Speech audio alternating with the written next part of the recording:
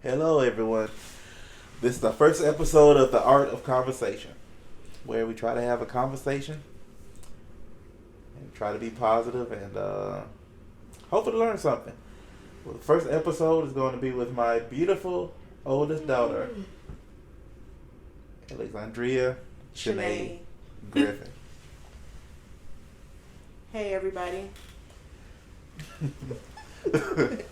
Well, this is our first. Well, this is really our second time doing. We've done something before, but we're going to talk about a kind of touchy subject. We're going to talk about family trauma, and a little bit about me. I've been a firefighter for a long time now. I'm the father of 6 beautiful babies, 3 girls, 3 boys. It's been kind of touchy here or there. You know, I've been divorced twice. And that has given certain challenges.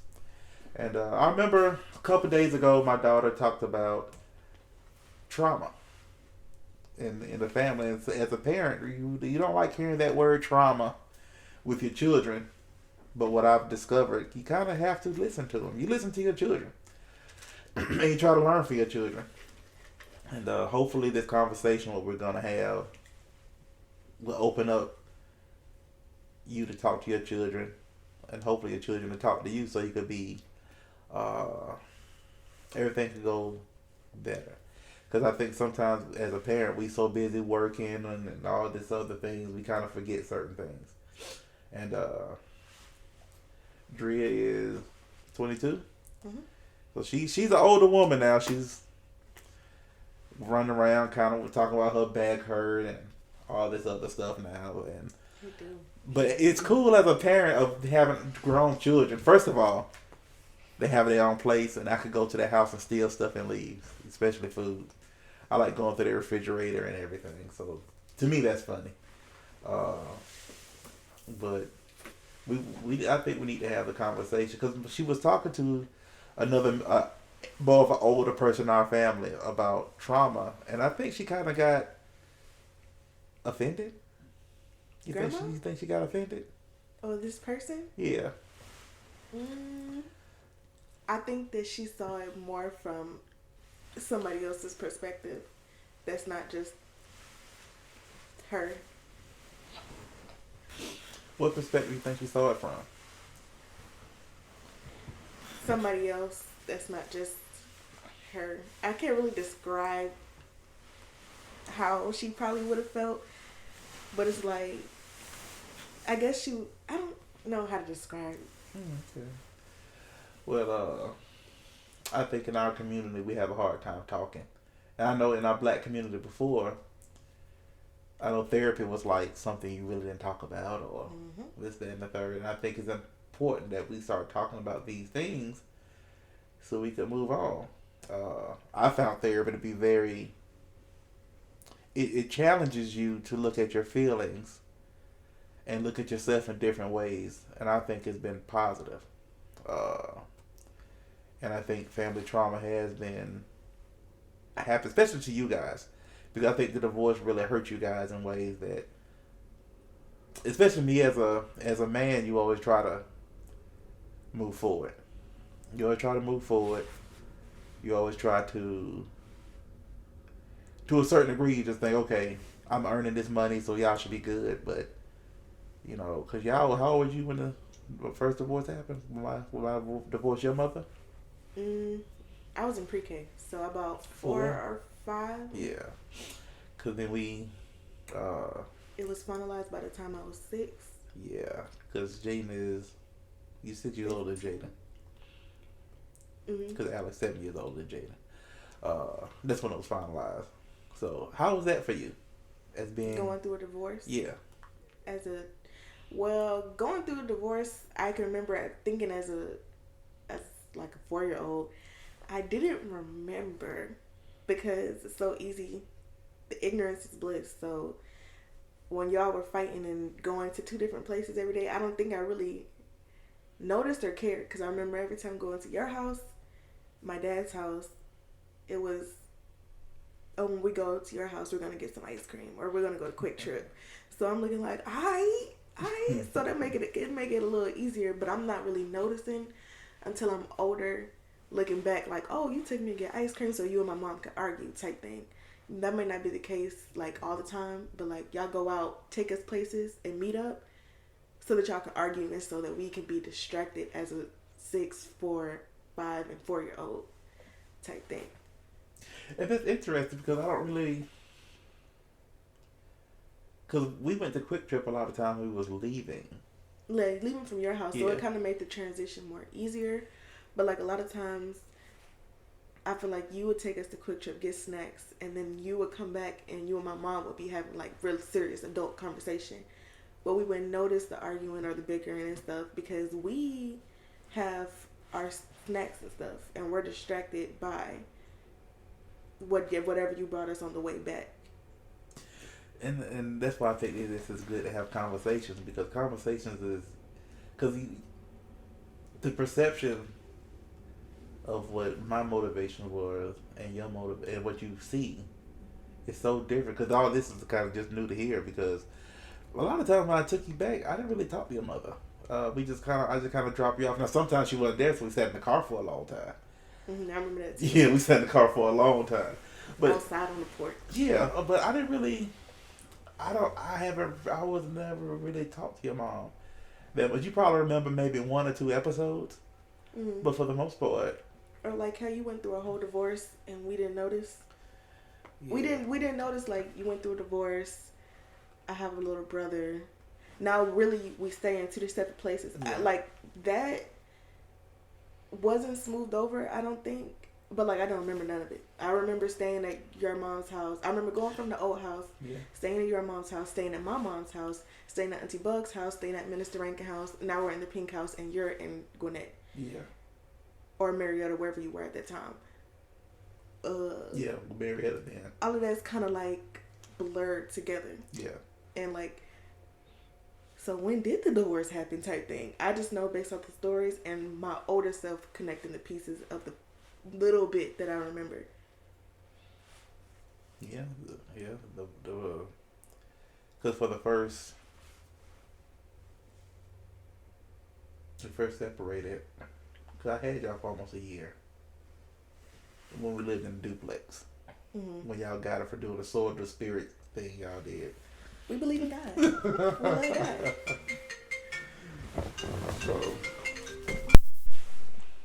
So yeah, the duplex was, to me, I think was a good. It was a lot because me and young Roy lived together. And you mean? I don't remember y'all living together when Frodo had the 9 fingers. Yeah, that was there. The duplex. But I remember when you had Jimmy. Those are 2 different houses. Mm-hmm. That's a duplex. No, because remember it was an apartment, and the little girl was like, "I'm warning you." You don't remember that? Yeah, that was the duplex. Because we had the neighbor next door had a little girl. Had some Hispanics. Yeah. No, those are 2 different houses. No, that's a duplex, mama. Where Marietta? Huh? Marietta? Yeah. And the duplex is the same place? No, the duplex was in Gwinnett County. Okay, I'm thinking of Marietta. But we also lived in College Park for a little while, and you weren't there a lot for that. But we lived in there that's when I had y'all for that about almost a year, where we lived in Gwinnett County. It was close to, it was around my fire station at the time, so it wasn't that far from my job. Mm-hmm.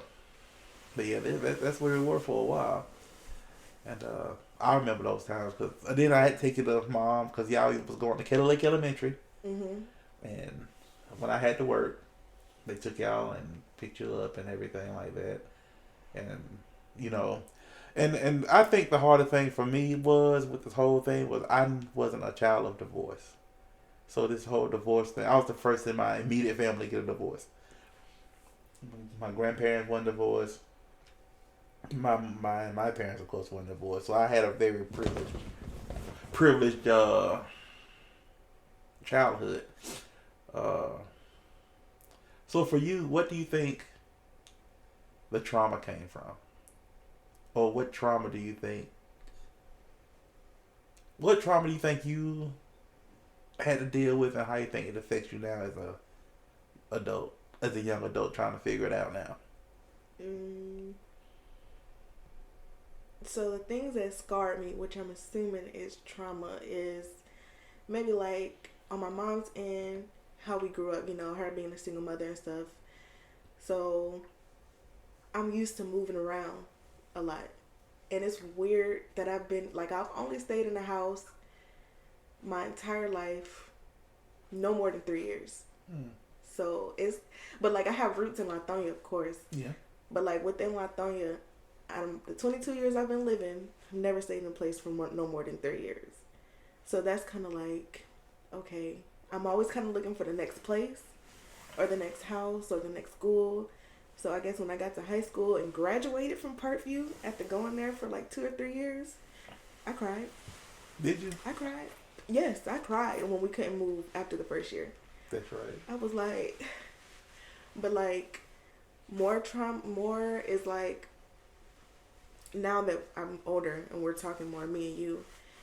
But I guess when we would be stuck someplace and we feel like we got stood up, I remember crying, and me and Zana were like, my sister, Yeah. 3 out of 6. We were like, well, I guess when we get older and we get stood up by our boyfriends, we'll be used to it by then.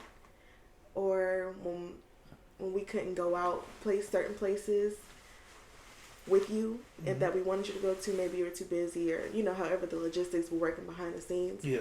It was just kind of like, oh well, by the time we get older and get boyfriends, like we'll be used to being left behind. Like we'll be used to it. And that's a conversation y'all had? Yeah. Wow. We were sitting outside on the. I don't know if you remember. I remember this day vividly though. I don't know if you were too busy but you couldn't come get us. And my mom was doing something at the church, and we were waiting for you.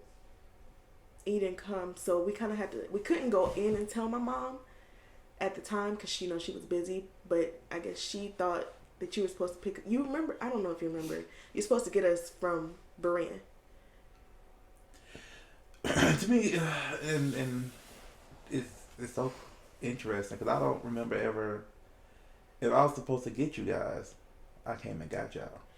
I remember that you were supposed to come get us because y'all were. This was one of the times y'all fought in front of my mom. Let us hear the conversation of y'all fighting on the phone, and I don't know what y'all were talking about because I guess our feelings were just too hurt. Like, because I think this is the second time that we can remember that it happened. Yeah. Our feelings were just too hurt, like, to listen, but y'all were going back and forth on the phone. And then we just went home and went to bed. And I guess, but this is when it comes to being a kid, because next day we just totally forgot.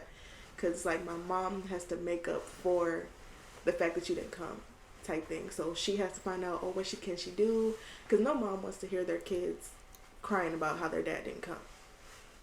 No person wants to hear that. So, like, I'm sure it probably broke her heart that you didn't come because of how it broke our heart type thing. So that's one of the things, like, I always expect, even though it happened so long ago, but I always expect people not to show up for me. Like, that's always the expectation. Because, again, from where I'm coming from, whatever I supposed to have come got you. Now, I don't know what was communicated. Because every time I was supposed to come get y'all, I pretty tried to stay consistent with going to get you guys. But again, that's y'all perception. And that's what I guess that's what it was to a certain degree. But if I didn't come get you, I was working. Now stuff might have changed with that because I worked a lot of overtime. And I worked a lot of stuff. I don't know how that was communicated or whatever, but that's why it's important that it's crazy how divorce and when two parents can't get together, how devastating it is because your intentions and what happens, your intentions, reality, and your perception is 3 different things sometimes. And the goal is to try to get everything on track. And when you're so busy, like I don't really remember arguing with your mother that much. But I know it happened. Uh, and it sucks that you guys feel that way, but it's important for men to be there as much as for their daughters. Because I know I couldn't make the father daughter dance. I know my brother had to be there for one of them.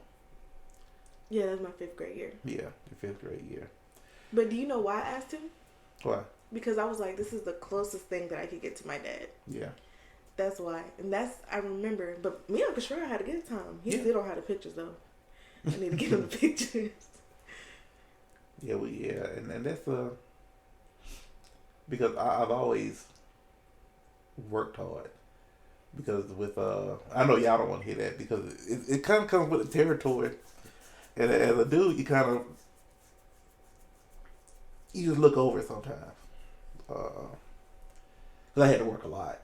Yeah, but probably you as an adult was like, oh, the father dance, that's a small thing to miss out on, but like, adults do that to kids all the time. Oh, it's a small thing I can miss, but you don't know that this was important to them. I know it's important, but especially back then because you gotta eat, And, and so I know you're that probably thinking father dance, work, they'll be fine in the long run. Yeah. Missing the father dance if they can, if I can work and also pay my child support, of course. But it was something that was important because we had so many father dances and they all fall around the same kind of year. Mm-hmm. So we have to think me and Zana are looking like, I think first father daughter dance, second and first grade, up into 5th. So that's 3 years for me, 4 years for Zana. Yeah. And not neither one of them. So you have to think, like, of course, this is what, from our perspective as your daughters, and then of course you're looking at it from a grown man point of view, which is 2 completely different points of views. Yeah, and like I say, it's tough. That's why I think this conversation is important. And of course, I was able to make one of my 3rd daughter's father-daughter dance. How old were y'all when that happened? I want to say Kylie was in Girl Scouts, and she was only in Girl Scouts for a hot second. Yeah. So whatever year that was. Yeah, it was a Girl Scout thing. Yeah. Whatever year that was, it was that year. Okay. I forgot. Maybe she was 6. Maybe. I don't remember. I don't even know. I don't remember. But how did y'all make that feel? 6. Because I think you would have had been 12 or 13. Kylie's born in 2007. I'm 8 years older than her. 8 plus 6. Oh, you're 8 years Yeah, old. I was in middle school, but still, I'm still thinking, like, even to this day, like I said earlier, I still expect people not to show up for me. Even from things that happened with my mom and everything. I still expect people not to show up for me. So by the time I was in middle school, now I'm salty. Like of course I know it's not nothing that she did, or it's not nothing that was meant to poke fun at me and Zana, but still seeing that was kind of like, excuse me, but we never got a father-daughter dance type thing. And that's what happens when you have step siblings or half siblings. That's what happened. He can show up for one, but can't show up for all of them or the other ones. Yeah. Because you live with Kylie, and that was something when I got older, or as we got older, we saw, like, of course, some things you may not be able to show up for us because you don't live with us. Yeah. We stay on a whole different side of town, so it may be easier to do some things with them that's not as easy for you to do with us. You live with, like, y'all, like them, Kylie, Jaden, and their mom. You actually stay with them. And you don't have to go through that process of getting us that you may have to go through with my mom. And that's kind of how I saw when I was in, like, high school. I guess I stopped caring at that point. Yeah, we had some interesting battles. Yeah, it was some interesting stuff going on. And that's from both sides. Because, I don't try to demonize anybody because we all got a role to play in that situation. And I think the older you get, the more you kind of realize that everybody plays a role in certain things. And again, perspective of things. So how was it when the transition came with Jaden and Kylie. Having Okay. steps, having now. It was first Alex, you, and Xana. Mhm. And now the transition came with having now Jaden and then Kylie. How did it make y'all feel? How did you feel having these two new siblings? They kind of come from a different situation. I don't know. I guess because I was like 6, like me, Alex, and Zana, we love Jaden. I just remember because we was like, oh, we got a little brother and he's a baby and da da da. You know, little kids love kids. And but like I said, it was such a blur. Like I don't even remember Miss Lauren being pregnant. I remember her having a baby shower and then Yeah, you was Jaden. there for that one. Yeah. Yeah, but we know it was a baby shower for a hot second. And then and I was like we never felt no kind of like animosity towards Jaden and Kylie for being your other kids. Mm-hmm. I guess you could say from our point of view. But like we love them and we like going over there to play with them and stuff like that. But it wasn't until later down the line. We never not liked Jaden and Kylie, of course. But it was later down the line where it was like, okay, doing this with them and da da da. Yeah, no. So it's kind of like, I don't know how to describe it, but we never felt no kind of way toward Jaden and Kylie, or for you for even having Jaden and Kylie. Yeah, because from a father's, and I think sometimes, I think your mother was always good with Jane and Kylie. Yeah, And I think it was that too. Yeah, you know? because she never, because she's always been, she's part of a big family, Mm-hmm. and they've always been very accepting towards children in general. You know, I think she was always good because if she see him now, she's always smiling and, you know, fussing over Jaden and whatever. So she always did a good job with that. And I think she had the way you know, kids feed off of their mom. Yeah. And I think the way that she handled the situation, and she gave us room to make our own opinions for the most part. So, but the way she handled Jane and Kylie and the whole thing in front of us made it easier for the whole thing to, like, I guess that's how we was able to smooth it over, because whatever she was feeling, we couldn't tell. Yeah.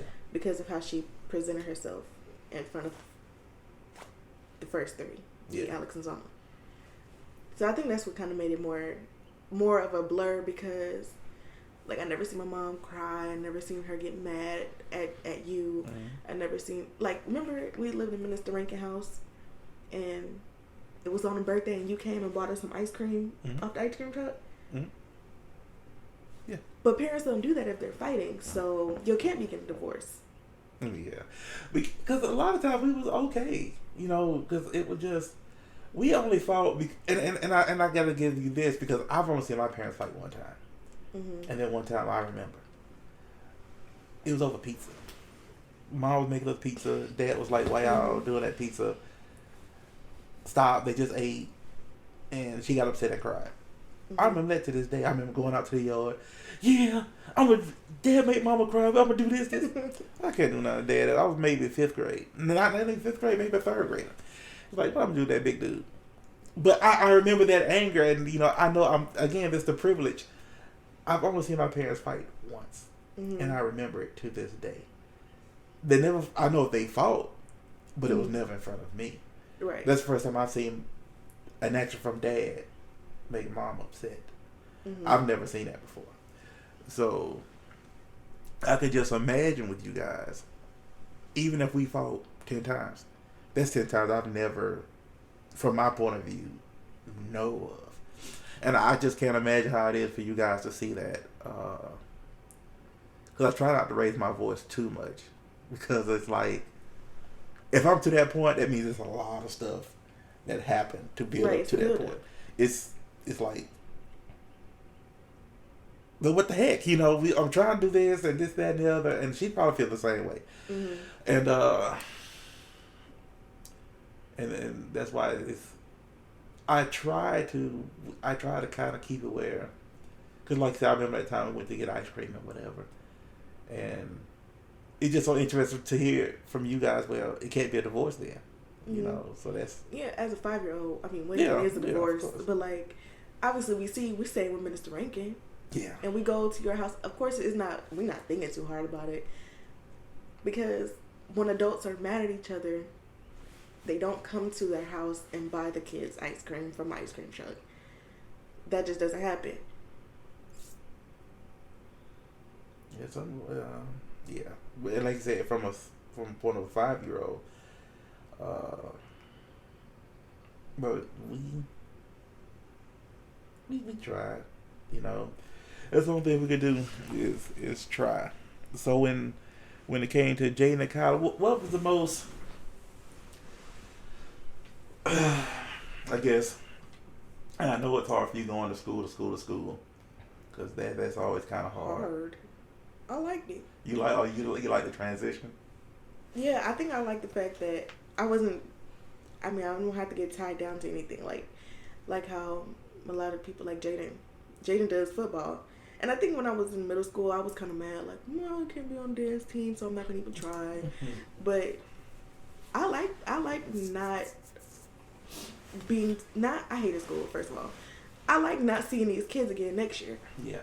And then again next year, and then again next year. So I kind of liked.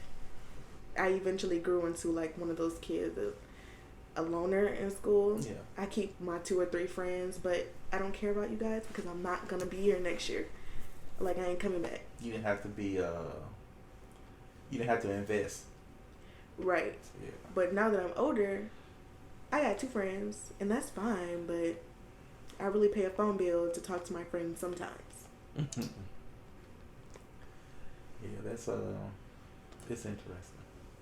So, by the growing up in a house of a single mother, and I know that's a lot in America today, how that is always that people grow up with single parents and all this other stuff. Mm-hmm. What was your perception of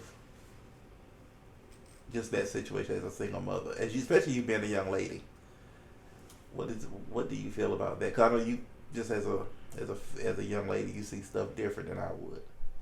When growing up with my mom being single, Yeah. and how it affects my life today, or just like how I saw. Just both. Well, it affects my life today because, like, you know, when people think about like their future and having kids and stuff, when I think about my future and having kids, it's not a man there. Like, I'm just thinking, like, I don't know. It's weird. Like, there's no man in my thoughts of my future.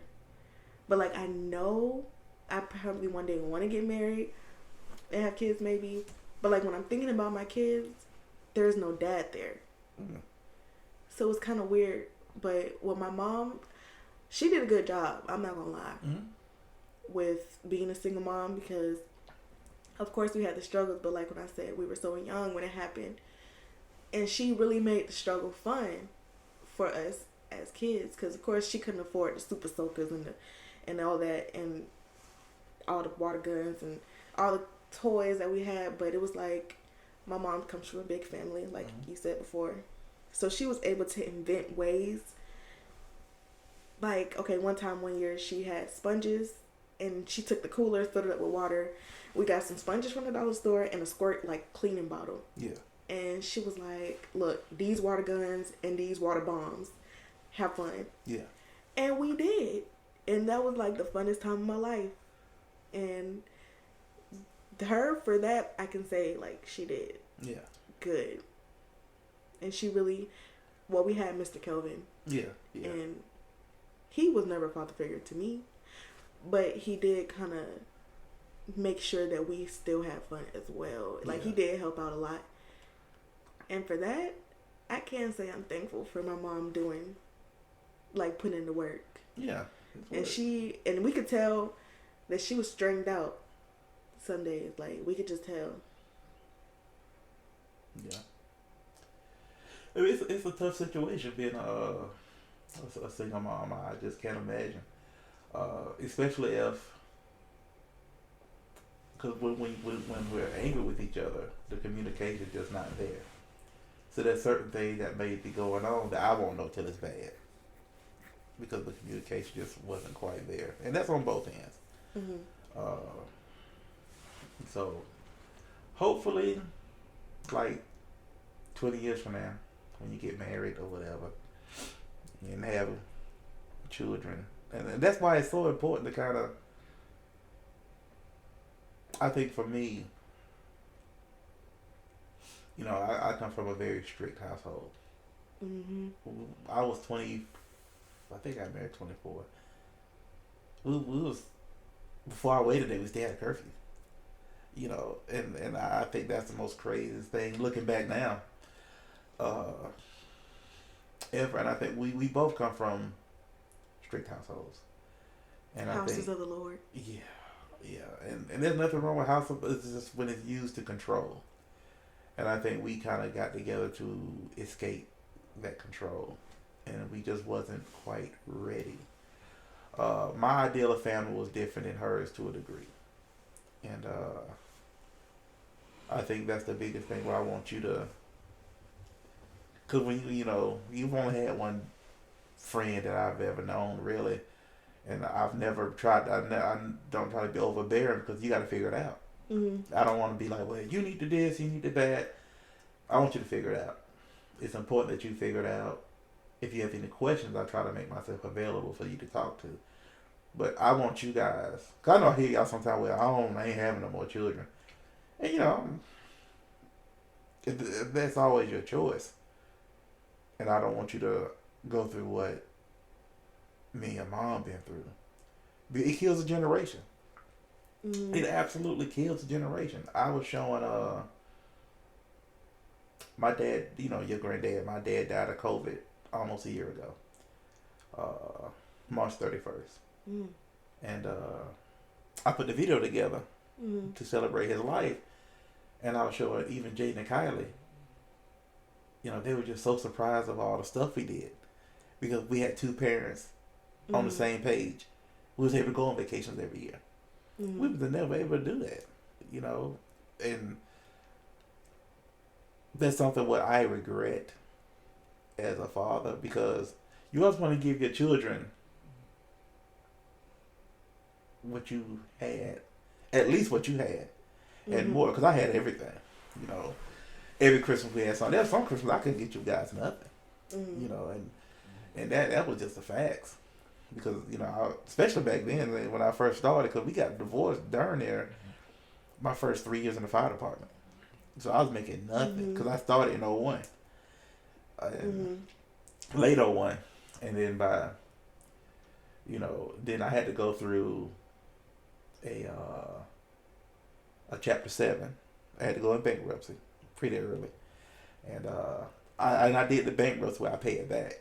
So not only was I paying child support, but I was paying that too to get everything right. So it was extremely tight for me. And I had to work a lot of overtime to try to make that up. And a lot of overtime, work second jobs and stuff like that. And I think that's the thing about divorce and stuff like that. You get so tied up with trying to make just a living, just to make it, just like your mom, just like I had.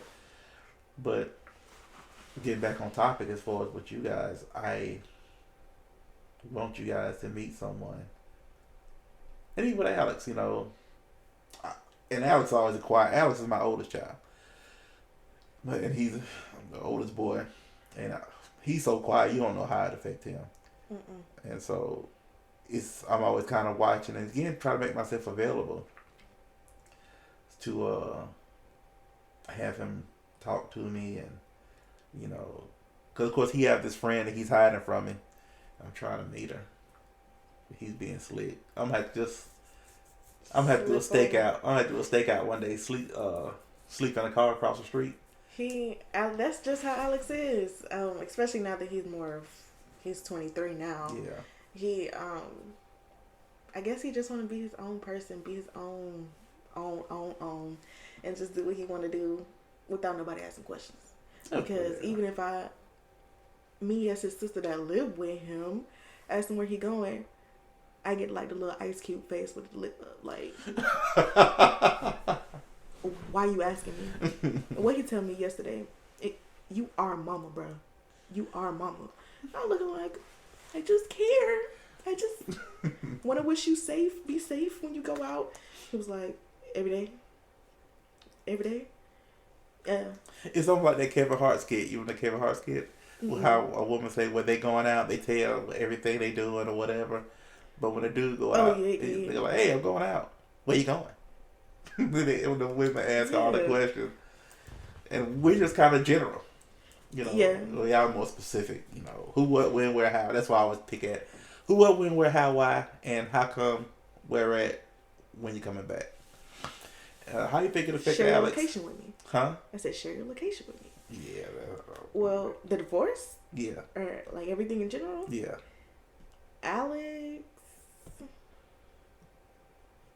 I don't know, cause Alex be playing so much sometimes. Like Alex is sarcastic, but like he won't let you know that he just playing. Mm-hmm. So it's kind of like in Zona too, and it's hard to speak from their point of view because right now I've been going through this little phase where I'm just thinking more of like, does the world even exist when I'm not there type thing. So it's hard, but I know Zona, it exists, but from your perspective, right? It's all about, it's funny. I'll let's get back to it.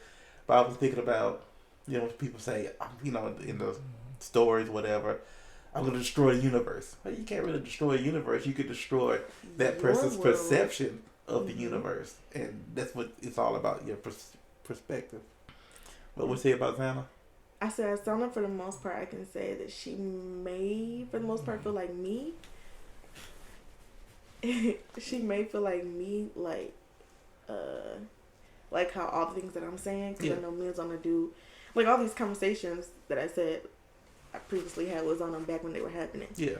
So, and she was younger than I am. Yeah. I was, just a year and a half, but that 1 year, it makes a difference because a 4-year-old's going to notice more things than a 3-year-old will. Yeah. So, and a 3-year-old might be more in La La Land than a 4-year-old is. So, but she kind of feels mostly the same way that I feel. Kind of like, like I expect nobody to show up. Well, I expect like if I have to depend on people outside of me, it's not going to happen. Yeah. I think that's rough. That's rough, but you try to make it open.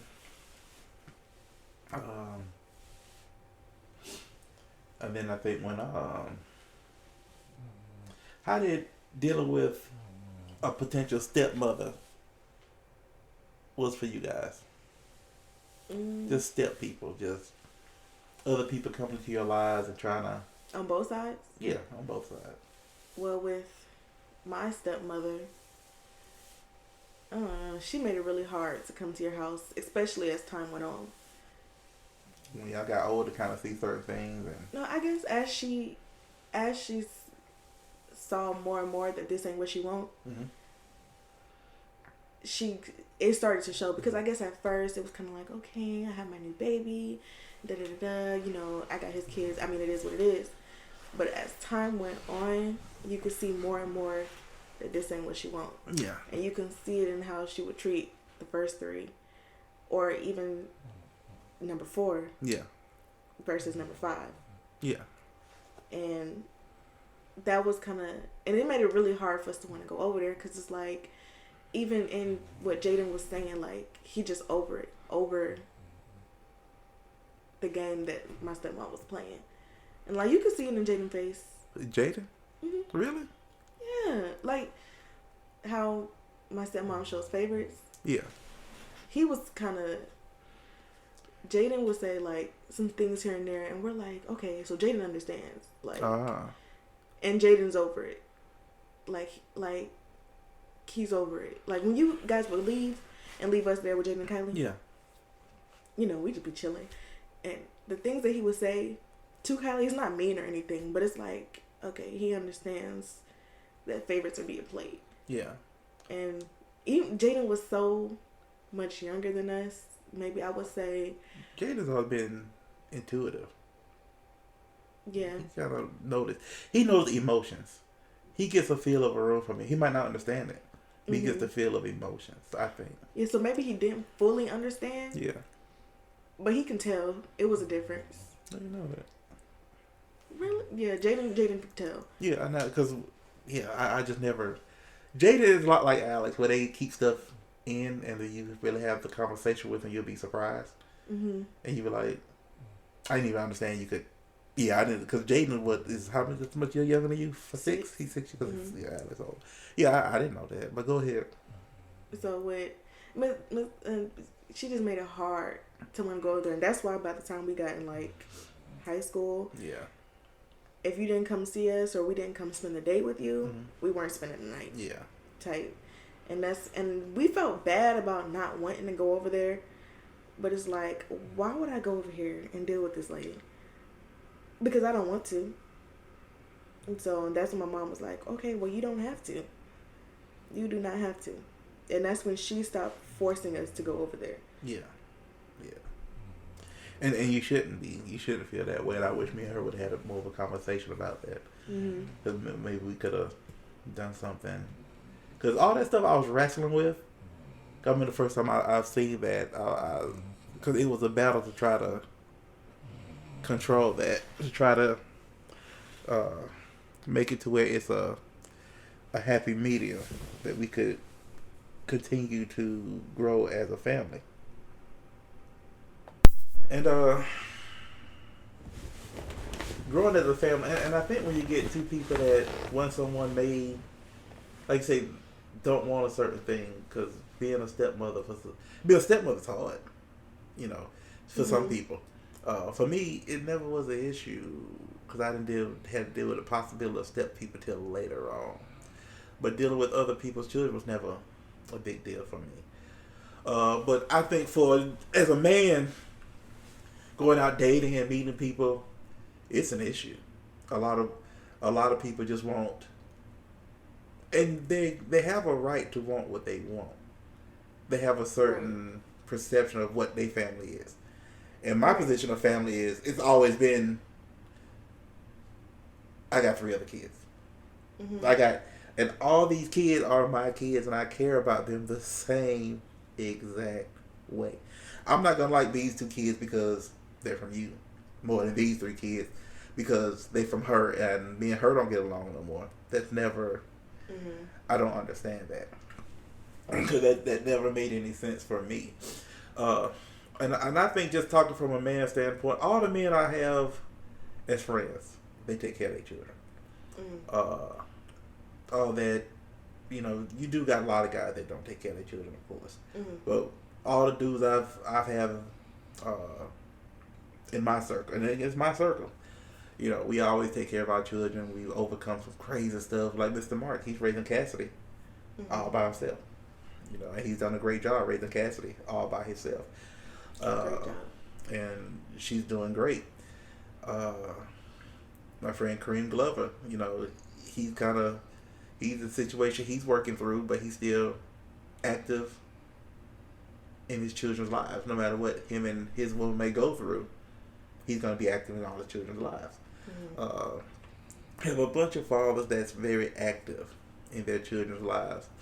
And, but I could see how dudes fade away because they dealing with people that makes it hard. Because when I really knew that situation was tough was when it had something to do with you. It was a situation where you got upset, you got hurt or something, and I was really make sure you okay. And they got upset about that. And I was like, how you get upset about that? I'll make sure my daughter's okay. Right. That's what you're supposed to do. But a lot of people, because of they see you as a threat. A lot of women, because I date women, I can only speak from that aspect. They have issues with the child support. When they seeing almost $1,100 a month leaving, that's a problem to them because they see that $1,100 a month. They should be in that house and take care of her kids, take care of that situation. But we can't go on vacation because these kids getting that, or this, that, and the third. And it's so frustrating as a dude because you go like, I had kids. It's never no surprise to anybody that have kids. 3 of them. It's not a surprise. If you know me for 5 minutes, I got kids. Period. And I've always been proud of you guys, And y'all always been my biggest accomplishment. More than anything I've done in the fire department, more than anything I might do with anything else in life. You guys are the funnest. And I mean, it's just been, it's been fun. It's been hard, but that's life. But going back to what I'm saying about trying to mix family, mixing family is my number one priority. Mixing the family? Mixing families, because it got to, we have to be on the same page. There can't be one set of kids that feel like, well, I don't feel I don't feel a part of this family. Mm-hmm. And I've grown to be kind of harsh with that now, because the second time I really tried to make it work. I really tried to make it to where hopefully they'll change their mind. Hopefully they'll kind of see the light. And I always try to work hard to try to make that happen. But you can't change people's hearts. You know, mm-hmm. Just like in, you know, I'm not a religious person too much, but just like, what was it, Exodus? When God tried to change the Pharaoh's heart, he softened it, but he could never totally change it. Mm-hmm. And no matter what kind of the frogs, all the other stuff the stuff he tried to do to make the locusts, everything he tried to do to kind of say, okay, this is going to happen, but you got to change your mind. You got to let these people go. Right. He's seeing this stuff, and he's like, set in stone. Bump that. You know, okay, y'all could go, you know, especially after all the firstborn children got killed. It's like, dude, that's rough. Okay, y'all going, nah, they ain't going to go down like that. He had to crash the Red Sea on. Mm-hmm. So, it was through death where things had changed. And people think that through death, that's the only way it's going to change. And you gotta let people be who they are. And I think I had to learn that dealing with other people. You can't change their mind, no matter how hard. Because I've always been the guy that I work harder to make you see how good this could be. Mm-hmm. But it doesn't matter. They don't care, you know. That's literally not who they are. No, because no matter how much. If I got $1,100 coming out for child support, I can make $6,000 more and bring to the table. Mm-hmm. But it's always going to be that $1,100 they focus on. Mm-hmm. And that's what it was. You know, no matter how much I had worked. And I wish I would have done stuff a little earlier. And there were some things I done, which I know I shouldn't have done, that made stuff worse. Well, but I was trying to make it to where, because me losing you guys was so hard. Because, again, that's not what I was brought up to be. I was brought up to... Because my dad, he wasn't a touchy-feely guy. He was more soft to you guys, especially the girls. Well, all y'all. Adam was his little buddy and all this other stuff. It's fun to see how children are. how your parents change. But my dad was always a cool dude. And I couldn't imagine him not being there, even to a degree. Because how dad was with money, he probably would have been out. He always told me that he can't see how I do it, but he probably would have been out. Oh yeah, so that was his little subliminal, like, yeah, like I was either here or I'm not. Yeah, and that's how a lot of dudes are. You know, they'll be there, but if he give you that money like that, you good. And you know, he'll think that as a female, if I'm giving you $1,100 a month, which in that's a lot of money. You should be good. Don't ask me for nothing else. And it's not. It's just not like that. And I understood that. And I always tried to be. And that's what. You know, and it's blended family is harder than I thought, because for me it's easy. Mm-hmm. Because I'm gonna accept you because I like children. Children are fun. Just like the little girls who I kind of adopted, who you watch. Mm-hmm. Man, I take them babies home. Tickle their little feet, have a good time, and laugh. I give them back. Mm-hmm. But I like a big household. A big household is all, and it's only just me and Sherrod. So I come from a small little family, but I always wanted to be big, you know. And you know, my dad's sister, she had 2 children. My dad's brother, Angie and Darnell. You never really met her too much. Brother. Huh? I didn't know you had a brother. Well, they had a brother who died before you guys were born. Oh. His name was Jesse. Jesse was The coolest dude ever. Granddad the oldest. Yeah, Granddad's the oldest. Yeah. Mm. Granddad, Auntie Juanita, and Jesse. Mm-hmm. Jesse was a comedian. He was so fun. He's like Sherrod. Yeah, he's a lot like Sherrod when you think about it, how funny he is or whatever. But Jesse was more not outrageous. He was just more smooth with it. Mm-hmm. You know, Jesse was the dude that said when I was little, because he lived with grandma for a little bit. I was younger. I was staying over the weekend of the summers with my grandmother. Mm-hmm. And, you know, I got a little unibrow. Mm-hmm. He came and said, you know you got a unibrow, you the devil. I cried for I'm the devil. I cried for I was so messed up. Because, you know, in the picture you see of the planet, the devil got a unibrow. Really? Sometimes. In some illustrations of the devil, he got a unibrow. I never noticed. So that but it was funny. Mm-hmm. It was so funny. And, but to me, family what it was all about, because I remember growing up, I wanted a sister. You Mm-hmm. know, but when I see how things is, I'm so glad I have. I wanted a big sister, but You it, shouty. Yeah. The responsibility. The closest thing I got to a big sister is Alex. Sometimes he can be very sistery. But now that I am a big sister, times 4, I be trying my best, like to let my younger siblings know, Mm-hmm. like Kylie, Jaden, Zana is my little sister, yeah, but we're so close in age. Yeah, y'all the same. Like Isaiah, do you know how cool it was? Like Auntie Tan. Auntie Tan was the closest thing I had to a big sister. Yeah. And she was so much older than me. She was in high school, but when I was in 4th grade. Yeah. I mean, 4 years old. Yeah. So it was like, if Auntie Tan was my real sister, I think I would have had so much fun. Cause she'd take me to get my nails, my hair done, give me shoes and stuff. And I try to be that fun for Isaiah. Like, you're 4 and you have a 22-year-old sister. Yeah. Like, do you know not know how much fun we'll have, especially later in both of our lives when I'm more set and you're still in high school, or Kylie, you're in college, and Jaden, you're in college. Like, I think that'd be really fun for them. Yeah. So I be trying to make myself available, even for when they're not trying to have fun. They just need an escape. Your sister has her own house. Yeah.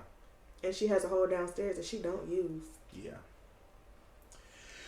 I think that's always been, and you've always been a good one of my older children that I could, you know, if I wanted something done or something communicated, I could always go with you, and it'll get done one way or the other.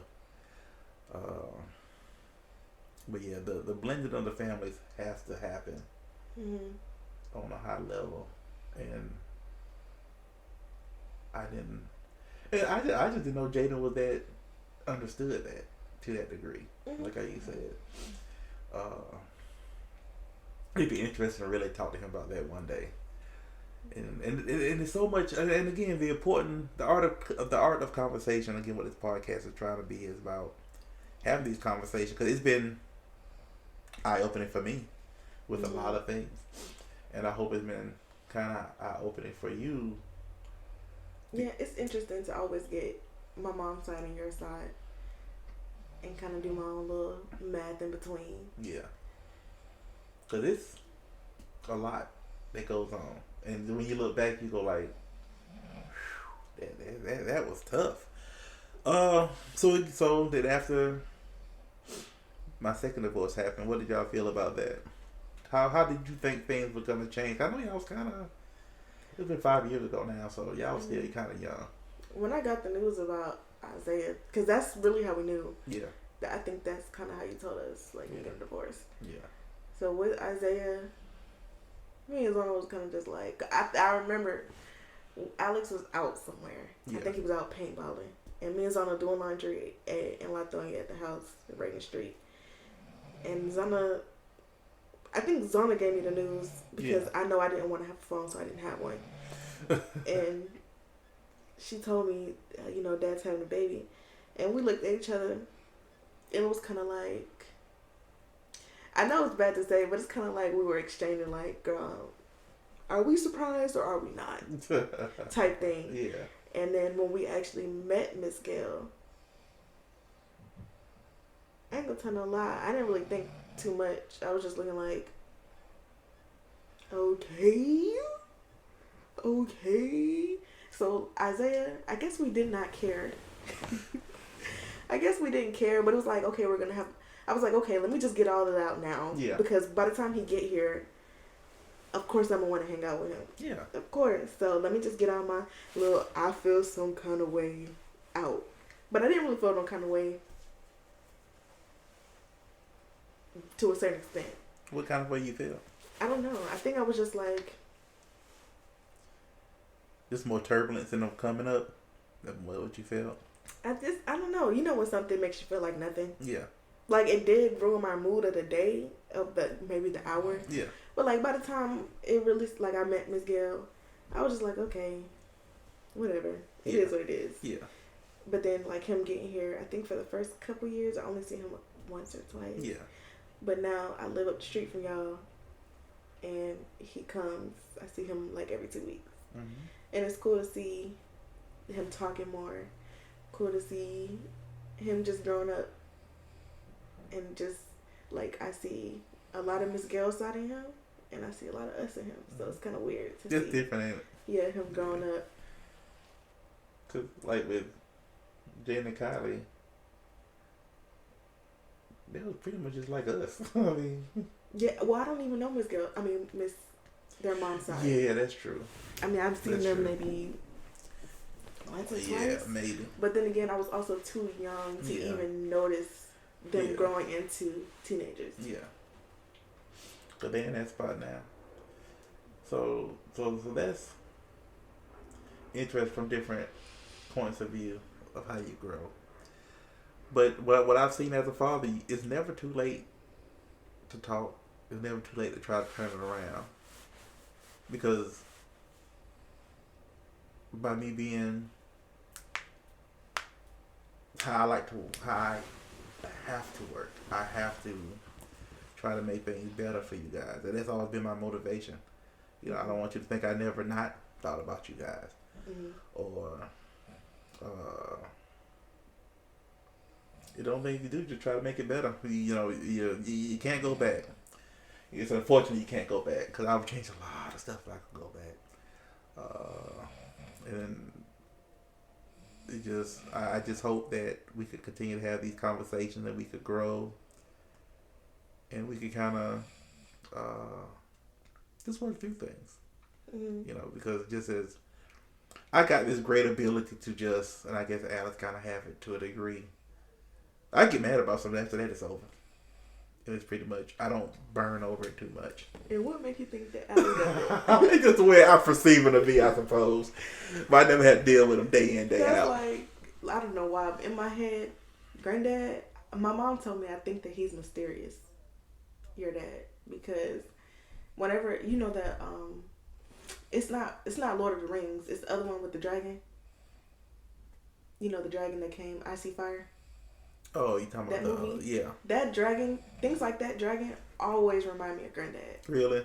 And it's like the dragon, or maybe like the big scary bear that's in Never Ending Story. Yeah, yeah. That reminds me of granddad. And my mom says because I think that he's mysterious.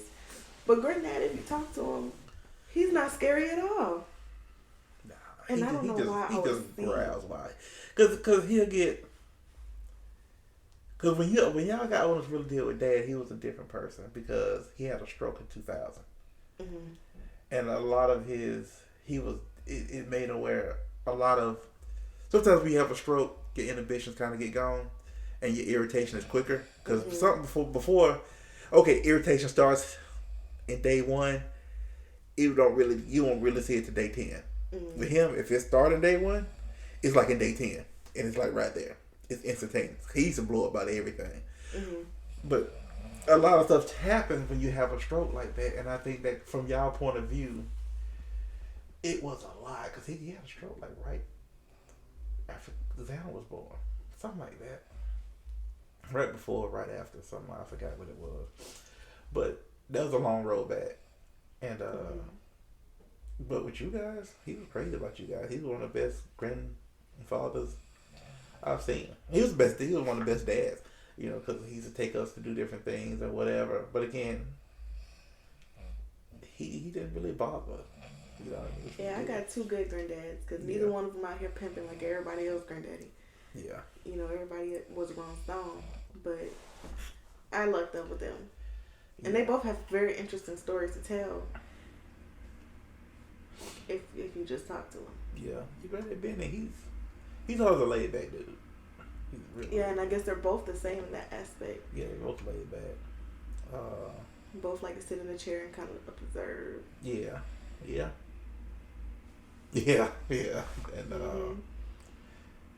it just, family is so funny and interesting, and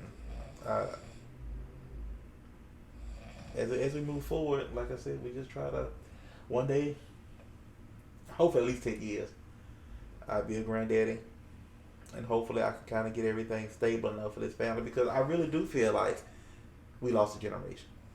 I feel like you guys were kind of not lost, but you weren't given a foundation what you needed because of certain things. And that's something I still try to work hard and try to remedy, because I want you guys to be able to build off something. Because my grandparents got something that my parents built off of. My parents gave me something I could build off of. But for you guys, because of some decisions and some the situation where, again, everybody don't want the same things in life and in marriage. And when you're not on the same page, it's nothing you could do. It's absolutely nothing you could do. No matter how hard you work or how hard you may struggle, it's always going to be, always got somebody fighting against you. And it's unfortunate. It's unfortunate. I did see a switch in you around Isaiah, and I tell you this all the time. And the switch was big. So do you feel like it was your marriage that you couldn't make that switch, or was it the fact that you were having Isaiah that kind of flipped the switch for you? Especially with your 3 oldest kids. What's the biggest thing you saw me? I saw you trying more. A lot more. Like, even with me and Zana. Like, you remember a couple of years back, you were trying to take me, Zana, Jazzy, to the movies. Yeah. Once a month, I think it was. Yeah. Or you would take Zana out one time, then take me out one time. Yeah. Or just the little things like that, but you weren't doing that before. I think the biggest thing, because I've earned more money. Because, again, the fire department, you just like any other job, the longer you're there, the more money you make. And I got over a threshold to where I actually was okay, And it probably just circumstances around that. And I had more time with you guys, because I didn't have to work 48 on and 1 day off as much. So just dealing with that, because that was a real, I had knocked out some things that I was paying for that I didn't have to pay for no more. So I always wanted to do that, but I couldn't because of the circumstances. So that never really changed in me, but the circumstances changed where I could. I could do that more. So that's always what I wanted to do. Because we used to go to movies all the time. When we was younger. We went to see Cars, all that other stuff. Ooh, it showed my age. but that's what we did, because that's part of what I like to do. And I think when the divorce happened, and I was looking at maybe having stepchildren, and especially with Jasmine being how young she was, and kind of close to y'all, but not really. How old was Jasmine? She's 18 now, so 13. Yeah. Around there. Yeah. So it was important that we kind of. Oh my God, that's why it took us so long to graduate. I didn't know she was that young. Yeah, she's young. Yeah. She's only 2 years older than Jada. Okay, I never seen it like that. Yeah, because Jada be 16 in April. Tell him to stop growing up. Huh? I said, tell him to stop growing up. And but yeah, and I'm glad I had that time, because I wanted to make that into a thing that we were together as a family. Because like it or not, the family's bonded now. In my mind. Yeah, now you got 9 kids. You're bonded. Yeah. But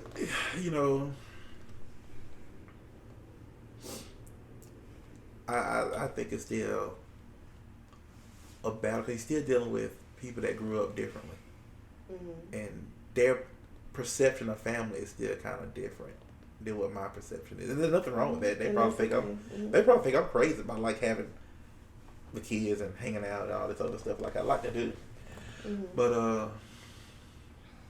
I don't think it was a change. I think it was a situational thing, and I think that's what as a child you don't know that because we don't talk like that. I don't tell you. Well, I don't know. Did you ever know I had a bankruptcy I had to pay for? So that's something that not only do I got like $1,100 to pay for, but I have another, I think it was $300-400 on top of that, and we only making. Because I remember at one point when everything first started, shoot, I only made $1,300 a month. My whole thing, what I brought home when I first started the fire department was like $1,300 a month. And it's weird as me now, a 22-year-old, kind of seeing, like, dog, you got married when you was 24. Oh, yeah. By the time you was 26, you had 3 kids, bruh. Yeah. And then by the time you was 28, got divorced. Yeah. And then had 2 other kids. And then... Yeah. And I'm 22, and it's like, there's no way I can see myself getting married and having kids by the time I'm 24. And it's different because in my house, again, the strict household, you can really date. It was always a religious thing that if sex was brought into it, which you couldn't talk about sex. Somebody having a heart attack. They wouldn't talk about that. And then it's like, well, you need to get married. And I was like, why? I mean, we didn't know. And I think for me, for a lot of women, it's like, oh, it's 5 years, we need to get married. We don't really know each other like that, bro. We haven't been through nothing. And for me, I'm the kind of dude, just like I'm in the fire department. We got to go through some stuff to really bond with me. We got to go through, I'm talking about every window in the house on fire, people jumping out, this, that, and the other. That's how I bond. I bond through conflict, to a degree. I bond through not just conflict because it sounds messy. I bond through us dealing with situations we work through together. Going through life, yeah. And it could be just having goals, reaching goals together. I want to buy a house. Okay. Let's save money and this, that, and the other, work overtime to get these goals. That's how I know you for me. And I think that one of the biggest things I think that it was hard for me to deal with your mom at that situation was, again, our point of view was a little different with how we did things. Because when we was given a house when we got married, all the thing we had to do was pay $200 a month and the utilities. And my goal was, hey, it's a fixer-upper. Let's do this together. I think she didn't really want to do that because of whatever reason. I think her idea was, we need to have this as far as a good $200,000-300,000 house or whatever, and have all this stuff together. Where my thing was, well, we got to grind to get this. We got to paint the walls, this, that, and the other. And she kind of bucked against that for whatever reason. Maybe she didn't believe in it or whatever. But that was the biggest thing that put a crack in our foundation, because I felt like I couldn't do nothing with her. She want what she want. Yeah. And she want it now. And that's how I see myself and my mom, because I'm the same way. Like, I want what I want. Well, it's a process. Take to me what a lot of women say they want. They want a dude that makes $100,000, 6'4", this, that, and the other. Okay. Minimum. And that's the minimum, like you said. Well, not too many people make $100,000. First of all, it's like 30-something% of males make $100,000, which is incredible. Not too many people run around here 6'4", 6'6". I mean, they're just the facts. I mean, just mathematically, those are the facts. I'm not saying you should put down your thing, but it's like, and to make $100,000, especially coming in your 20s, who's in their 20s making $100,000? And when we add to that, not only they don't want you home all the time. If you make $100,000, you ain't gonna be home. Take a doctor, they're not home all the time. A CEO, they're gone. So you asking for this. but you're not really looking at the whole picture at the things you got to deal with. Because you're like in the fire department, divorce is high in the fire department. Same in the police department is high. A, we gone all the time. Mm-hmm. B, it's hard to think about my loved one might not come home. Mm-hmm. You know, that don't bother us because we go, man, I'm gonna get home every day. But from the point of view, because we got control over it. Mm-hmm. But just now me having a son that's been in the fire department and police department, it don't bother me that much because I know what it is. Oh my gosh, it bothered me. But I go like, well, you know, it bothers you to a degree because you can't control it. Mm-hmm. But you just go like, but as a man, you just go like, you know, hopefully he'll handle himself or whatever. It's never good to have the idea of him being a shootout. Yeah, of him stepping out and I got either calling me or my mom. Yeah, nobody wants that. Mm-mm. But that's the reality of it. But the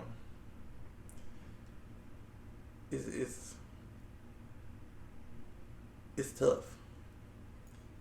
It's tough to think about all that stuff you got to worry about. But to get back on track, it's dealing with family and the stuff we've had, because it's crazy for me to think Alex 23. Mm. That's 2 years away from when I had him. Well, I had him at 20. I got married at 24. I had him at the end of 24, going to 25. I got married that November when I turned 24. March came, he was on the way. March, he was on the way. Mm-hmm. I remember that's when I graduated, and he came that December. Mm-hmm. And I was turning 25 3 months later. And that's crazy to see him. And you're like, what the heck was I doing? But you thought that what you had to do, you know. And to get back to like about the men and women, what women expect from dudes, I think is unrealistic to a degree because it's a process, and I'm a process dude. Sometimes it is, but process. Like before you get to two, you gotta get to one. Yeah. And that's what I tell myself all the time. So maybe that is something that you and my mom didn't see. Maybe she just thought she could count my twos. Yeah. And you're counting by ones. Yeah, I'm counting by point ones. So you count by decimal and fractions. Yeah. She just 1, 2, 3. But yeah, y'all were very young. But like when you say, what do you say? You came from a religious household and you felt like that's what you had to do. I'm not sure if my mom saw it like that, but I don't think she did because of the person that my mom is. How do you think she saw it? I don't think that's how my mom saw like I had to get out because my mom came from a religious household, but she got like, you know, all these siblings. So I know she know that this ain't what you got to do because she's child number 6 or 7. Yeah, she's actually middle child. I think. Yeah. She got dead in the middle. 5 above her, 5 up under her. Yeah. So if it's 11. Yeah. Yeah. She was a. I'm not gonna do it. So yeah, it's 5 and 5, and she's number 6. Yeah. So with her 5 in front of her, mm-hmm. I know she know that it's not just one way that you have to do it. You're the oldest of 2, and you have grandma and granddad. So I can see that for you, but for my mom, I don't think I can see that for her. But at the same time, you're 24 and she's 23. Marriage was my thing because I didn't think about it till she said either marry me or leave me, and I was like, huh? But that sounds like something that my mom would say. I mean, I don't know. I didn't know her when she was younger, but my mom is a sensitive person. Like she's somebody that wants somebody to cuddle with her. She's light skinned. What can I say? Like, she wants all the affection that she can get. Yeah. And so I can see when you say that she said that, but I don't think that she said that as a scapegoat. I can see that. I think that she really wanted you, and you wanted an escape, and I think that's where. I didn't want the escape. I thought she saw the escape. Cause to me, I could just leave. Mm-hmm. You know, it was never an escape for me, and it's funny because that's what it kind of. Because having a conversation throughout the years, not really having a conversation with her. Mm-hmm. That's what it kind of built up to in my mind. You know, as being young, you go like, man, maybe it was escapism, whatever. Because it didn't really, I don't need to get married to escape nothing because Mm-hmm. I've always, I was working. I was ready to go to the school system. I had to go to the fire department till a couple years later.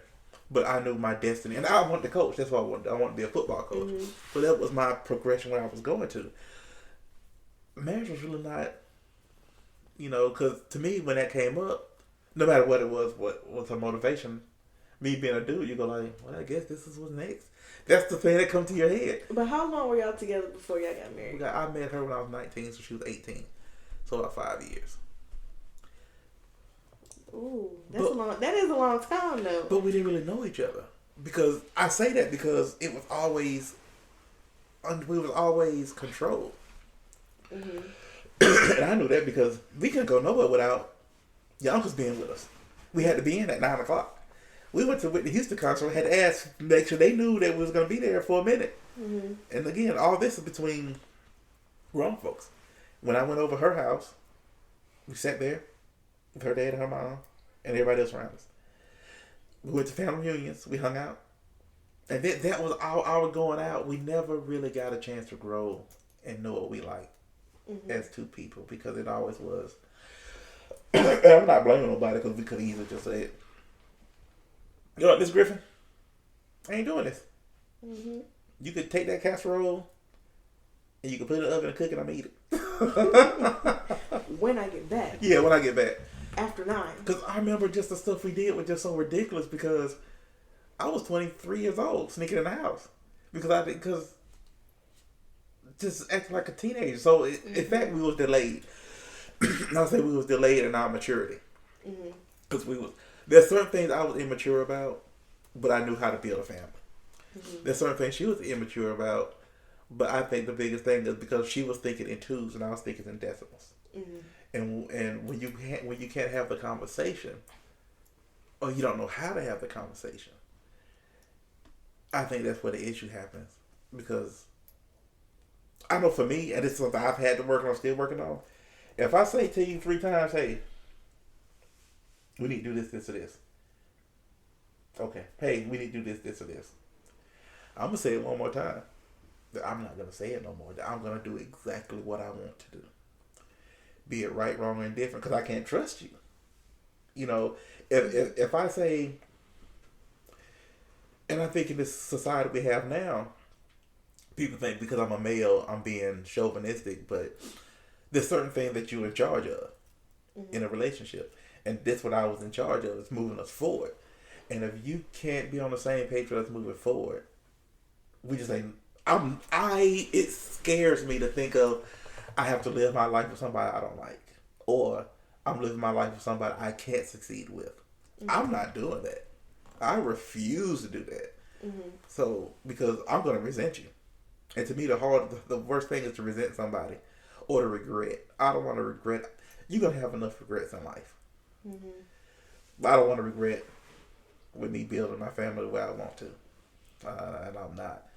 And it's hard. That's the hardest thing I think for me, because I can be harsh like that. Because I think your mom came to me one time, but she just didn't know how to be a wife.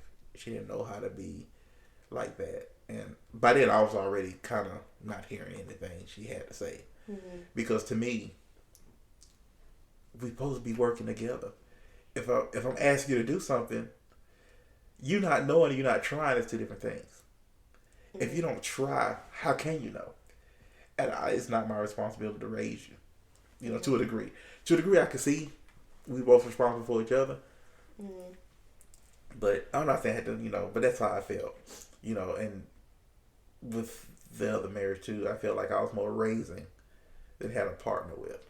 And that was hard for me to deal with. And eventually, and when and for a while I did better with, I understood kids more than adults. Because kids, you could maintain that discipline, set the boundaries or whatever. With adults, you go like, well, what am I supposed to do? Am I going to ground them? Because it's their choice. Right. Am I going to? I can't beat them. So it's got to be your choice. So that was always hard for me with adults, because they either want to or they don't. Mm-hmm. And when they don't want to, you have to be able to accept it. I think it was hard for me to accept. And it's not, I failed. Because it bothers me in the fire department when we lose people. You know, when people die all the time. But when I'm giving that, I want to make it, I'm invested. You know, because some people be like, well, they might brush it off. But, just like athletes. Athletes don't like losing.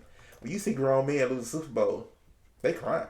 Mm-hmm. I won't cry, but it affects you because that's somebody's life that's gone. That's somebody that we was trained to help make a difference. And it just don't happen. Be it either way. I found myself have to get a break from that. Just step back and just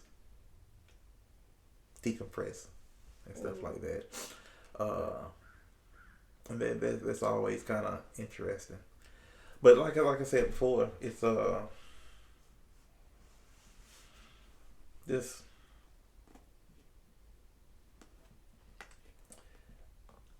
hopefully find somebody. That's why I was kind of feeling some kind of way with the person you was dating.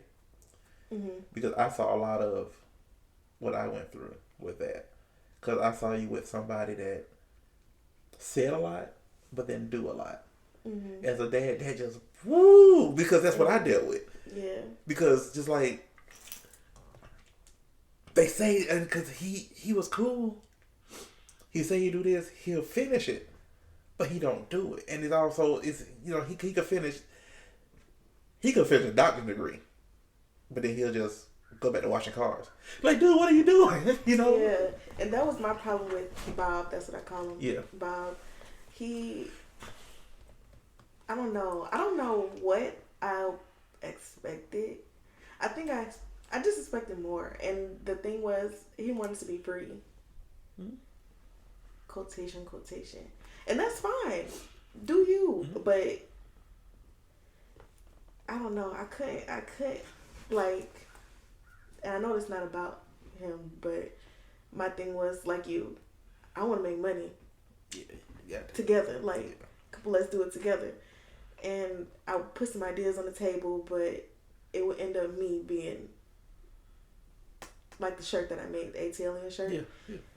That was really a test shirt because I was like, let me see, because he said we want to do this together, so let's start a business together. But I ended up doing that shirt is 100% me. Yeah. But when we out in public, it was, we both made the shirt together. Oh yeah. Like, and I don't think I ever told you that, but like I had the shirt on one time. He was in a place talking about it. Oh, we made this shirt, like 100% made it. And I'm looking like, I walked in. He was like, yeah, this is the shirt I was telling you about. I'm looking like, hey, excuse me, this shirt has nothing to do with you. Yeah. And I think that was it. Like, he had some good ideas, but it wasn't it. And that's why I can see what you're saying with my mom. Like, maybe she was kind of that way. But, of course, me being her daughter, I obviously don't see her like that. 'Cause she was a single mom. So, everything that we had. No, of course, she had to make it happen. And but people just don't do it as in a relationship because, because... Well, maybe that's not her role in the relationship. Like, and that's what you try to... But you got to be able to support because, again, not throwing nobody up under the bus, but when I felt like I had to come home and still cook, I had to come home and clean.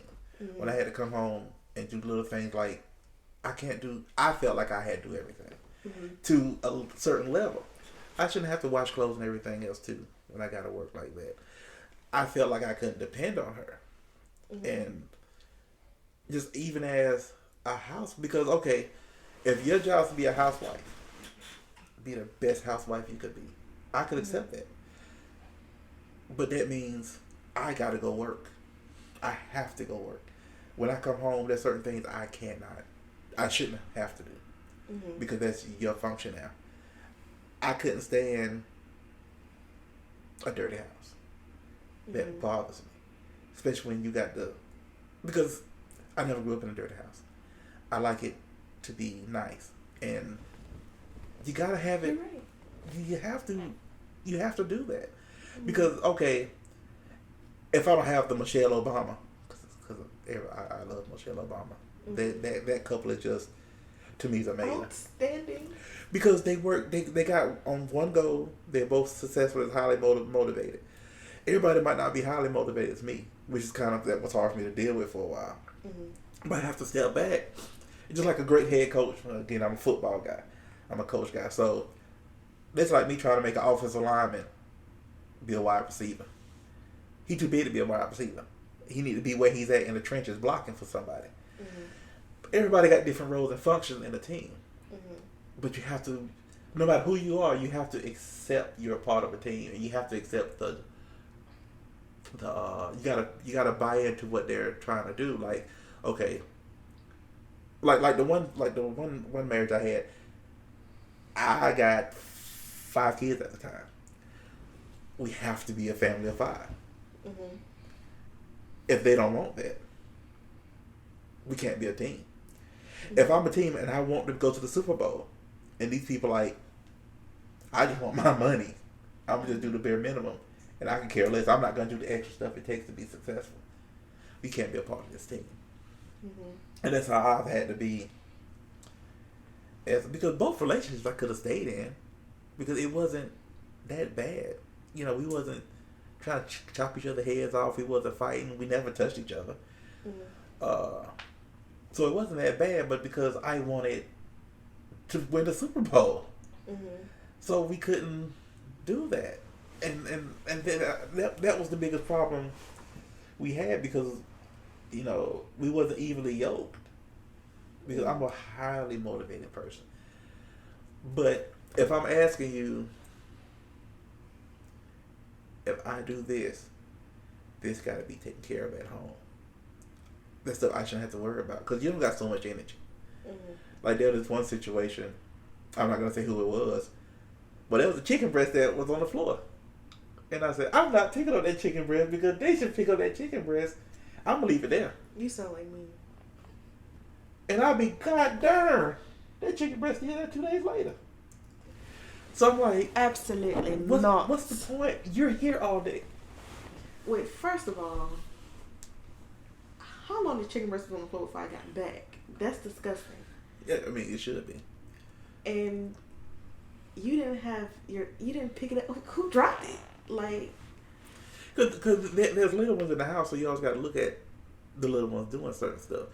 And people have problems with certain stuff. People have maybe something mental going on with them or whatever they might not realize, but that's why you got to get help. I went through a tough part because I really rationalized everything by dating a lot of people. Because that's how cause I don't smoke, I don't drink, nothing like that. Mm-hmm. But that's how I got it out. And it wasn't right. And I think I did hurt a lot of people. I always tried to treat them as well as I could, how I could, but it wasn't right. And I kind of, and it's funny because in our culture, I was kind of living that pimp culture, you know, and it's kind of celebrated by certain people. Oh, you did this, you did that, yeah, dog, yeah. And it's cool too, but it's you really just blowing off steam. Mm-hmm. You know, you're really angry. You're angry because you don't feel accepted by your mate. You know, no matter what you do, it don't matter. Mm-hmm. You know, it just don't matter. So, what's the point? I could go over here and live a fantasy with somebody else for a little bit. Then after I get with this fantasy, I go with another fantasy.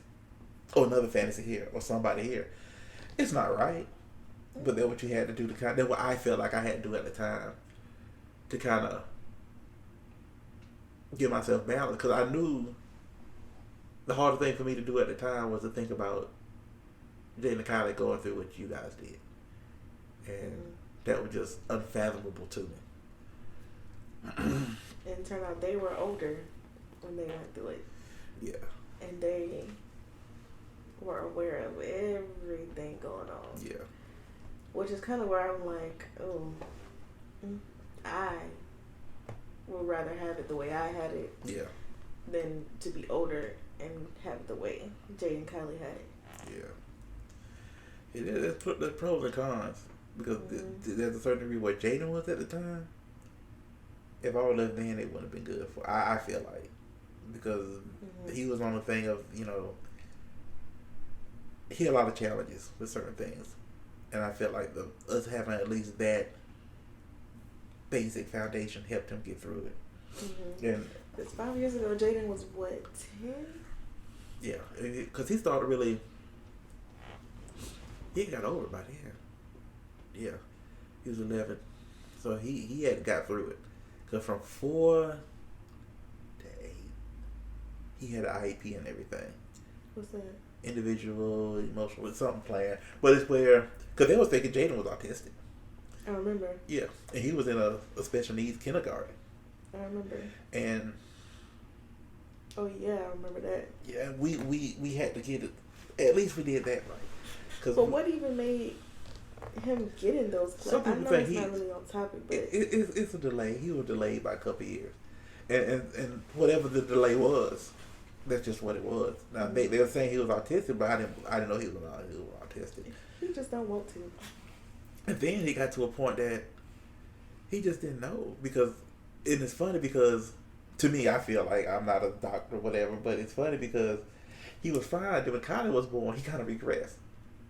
But because instead of pushing forward, he was so infatuated with her, he degraded to what she was as a 2-year-old. Mm-hmm. Well, as a baby, So there's certain things he just wasn't doing anymore. But we fought and tried to get. We got strict boundaries and whatever, and we was on the same page with that. That was one of our greatest successes. Was Jaden. Jaden was one of my. I mean, and now that dude is on the honor roll. You talking about a dude that's got a letter in academics? Man, I couldn't even spell letter in academics when I was a kid. Like that. He's such an eraser head that he's absolutely that was one of my greatest. I feel like that was my greatest accomplishments as a father, because he because the dude's on pace to do some crazy stuff. Mm-hmm. And I felt like Kylie, because she was a couple years, I think it maybe hurt her a little bit more when it happened, because she was always the A student. She was always kicking it.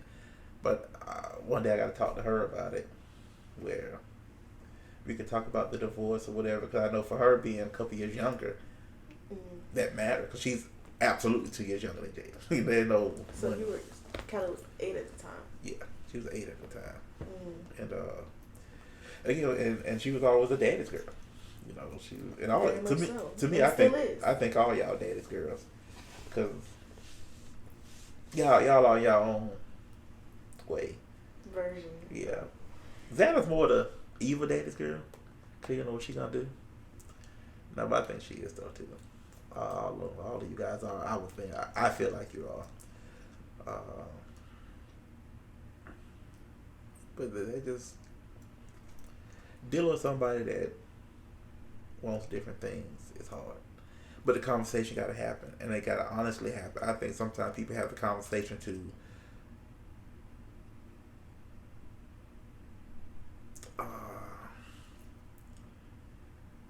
pacify somebody. They'll say what they want to say, and I believe what people say it. I believe that if you want this, if you say this, I'm going to believe you. Mm-hmm. But when I look back, you look at the actions, it was never there. The actions was never there. And that's what it was so frustrating with me, and because I seen him from day one. And not because, oh, you're my daughter, I don't like this dude. I don't like anybody anyway. Mm-hmm. But especially when I hear this, so I'm always listening. I'm not judging, I'm listening. And you go like, okay, so you went to get your bartending degree. Or whatever, bar certificate, but you don't bartend. You got your CDL, whatever, but you don't drive. Mm-hmm. So for me, and that's why older people, and I know y'all younger people, y'all go, oh, y'all just, you just don't want me to be happy, blah. But we've seen this. Mm-hmm. We've lived that.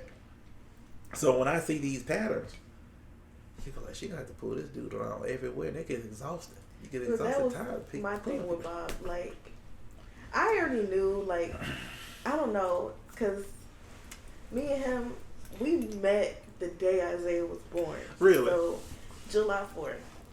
So, we was going on 5 years, but I think maybe this time last year, or maybe like summer last year, or something like that. I don't know. I was like in my head like I want to cut him off. Yeah. But I think I don't know. I just couldn't bring myself to do it. And then now that we have cut each other off, blocked each other, everything, it's kind of like I'm mad that I didn't do it sooner. Like even though it's time to turn around, I'll be like, oh, I miss my bubby. Like, no, I'm not gonna text you because he will always say we're young, and I mean we are young, yeah. But I would tell him like, no, I'm young. You're your mid-20s, and that's fine, but y'all weren't on the same page because you see people that say this, but it's a constant thing. They always that they don't move forward.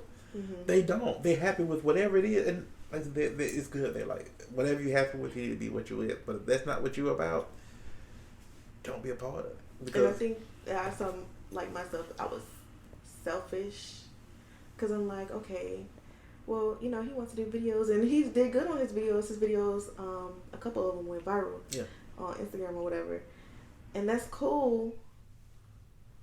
But that's it. But you got to be consistent. Anybody can hit a goal every once in a while, but to be successful, you got to work at something every day. I try to teach get Jay the money, like it's an everyday fight. Like mm-hmm. when you play football, if you really love football, you're doing something about it every day. You lifting weights, you studying film, you working on your body, you doing this, you doing it every day. Mm-hmm. Like especially when I was young in the fire department, I did something every day for the fire department. When I drove past a house, if their house was on fire, what would we do? We drop a line, we do this, do my walk around, blah blah blah. If there's somebody hanging from the window, okay, that changes it. I throw a ladder up, this, that, and the other. That's what you do when you're passionate about something. Mm-hmm. You work on it every day. From my writings to something like that, I work on it every day. And if I don't work on it, I'm thinking about it. You know, okay, well, maybe I could do this, and then eventually, it don't take long. It's going to be put to reality. Mm-hmm. But we have folks that don't want to do that, and it's not. They're just who they are. You know, because I was afraid for you because I was thinking I don't want her to deal with some of the stuff I deal with people that just because you got the drive to do this, and they don't. Mm-hmm. And that's the thing. So again, we talk about this fantasy of the dudes y'all want, but to us as dudes that really work hard, the women that say $100,000 this, that, and the other, you be with the most broke son of guns. But see, I'm not that person. Like, even if I mess up, like I say, like, well, I'm gonna give me a shake daddy, blah, blah, blah. But I always see myself being the money maker. Like, even if I do get like me somebody who does have like money, mm-hmm. Like, I don't know, I'm just that kind of person that's like I don't want you to buy me anything. Like, that's kind of weird. I don't know. It's just kind of weird. That's like, how I am though. I'm not used to people buying me things. And it makes me uncomfortable. Yes. They'll buy me nothing. Like, even when my old mechanic tried to buy me something, Mr. what you call? Mr. Monkey Wrench. Mm-hmm. But we know he wasn't right though. And he was like, "Well, you want some money?" I'm looking like, no. Now he tripping. Yeah, he in the head. Cause like I said earlier, like I don't know. I just feel like when people do stuff, nobody has good intentions. That's just how I feel. Everybody's intentions are skewed, and everybody has a hidden agenda, and that's just how I move through life. Like everybody has a hidden agenda. I was more because of how I grew up. I was a little bit more naive, and that would kind of worry me about Alex for a while. I kind of see him as being naive a little bit. I see him kind of growing out of that because very much so because he has to and he's growing up. But that's the only time I really worried about him being a cop because he was kind of naive. But I see him kind of because when I do stuff to him now, he kind of gives it back to me. I'm like, good God, boy, it's about time. Right, but you know, I can say something to him. He be like, ha ha, whatever, and it's like, that's pretty good. That's what I like. Yeah, good job. Yeah, you know? Like even now, he's starting to tell me no and mean it. Yeah, and that hurts my feelings, but I mean I understand. And to find somebody that you're on the same page with and to grow and to understand that, I think is the biggest thing you have to do, because I can't wait a lifetime for you to catch up, and I've waited too long enough for people to do stuff, and it's like, cause like I talked to you the other day, which was a big accomplishment for me. I made my first year of making $100,000. That's awesome. But when you got people that don't care, it don't matter. And you should have threw a party. Yeah, like I told you last time. Maybe I do something this year, because I should do well this year if I could work the way. Every year you make $100,000. Because from what you said 15 years ago, you had to go bankrupt.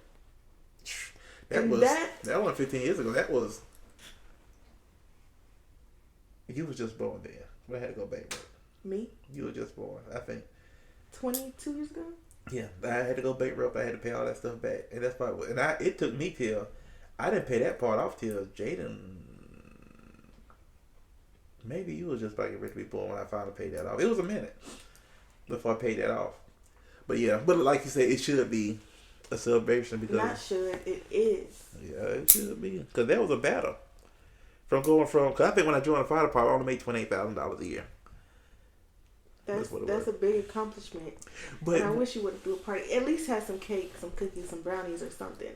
We probably do it, because that's the thing. Just think about where I come from, and that's why you gotta fight.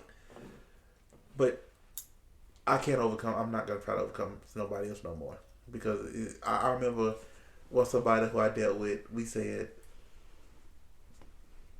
I was buying a car that was expensive because I was so top heavy on one, and I was like, hey, we can't get another car because it's just us two. We don't need nothing else. Mm-hmm. And I'd be darned if they to come with a car now. Didn't talk to me about it. So we say, you don't remember this conversation? And they go like, no. So I had to go into bankruptcy for somebody else's decision that we talked about. Mm-hmm. And that's why if I try to talk, I'm going to talk to you about something before it gets to a big deal. But if you do it anyway. I had once somebody decided they're going to put me on child support when I was in the same house with them. When I was already paying. But they thought was I could take child support from them for this household. But it don't work that way. Because I'm still going to have to pay it back. So that decision made it to where I had to work harder. Mm-hmm. And again, and I had to make certain decisions. And that's just conniving. Like, even with that story makes me, it puts me in my, like, who tries to take away from kids? Yeah. And as an adult trying to do that, knowingly, that's messed up. And that was just true. And I've always tried to. And again, I'm not here to demonize anybody. Just telling a story. That's my story. That's what I had to overcome. And people that thought, they have different perceptions of you. And like I say, I'm not by any means an angel. But I've always tried to work hard for my family and try to motivate the people around me to do better. Or just the whole thing with, I had to make a choice. Because I've been in the fire department, this will be my 20th year. I would be a chief by now. There's no doubt about that. When I first came on, but I had to make a choice between you guys or the fire department. You guys are going to come first. Because you had to. Because I can imagine not having a relationship with you guys. Or me just being absent. That was never a total possibility for me. If I was absent, it wasn't because I was up under somebody. I was absent because I was working. And I know sometimes that may not be enough for certain things. But it's just what it was. Again, the bankruptcies, the dealing with people that maybe couldn't work or didn't want to work, or it was always something. And it's something that I've had to overcome so much. And it's something that I just can't. It got to be the way I dictate it to be from here on out. And it may be, we just got to see what the future may hold. But I want that family. I want that we have to be we have to be on the same page. We have to go forward. I can't, how they say, you just spinning your wheels? I hate that. Because spinning your wheels just means time's moving past you and you just sitting there. I can't do that. Just twiddling your thumbs. Yeah, I can't do that. And life is too short for that because I've seen enough people die that's way younger than me, that's my same age, for nothing. And I don't want my lifespan. And when your dad dies, it really makes you understand your mortality.